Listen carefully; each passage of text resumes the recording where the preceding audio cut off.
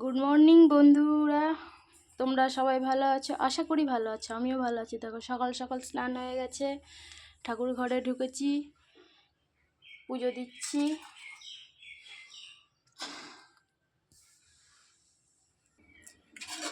স্নান পুজো কমপ্লিট, ভাত ফুটছে, ভাত রান্না হয়ে গেলে এখন তরকারি বানাবো।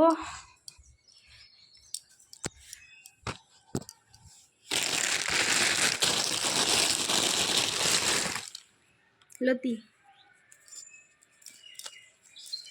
লতি হবে আজকে, বাঙালদের ফেভারিট খাবার লতি।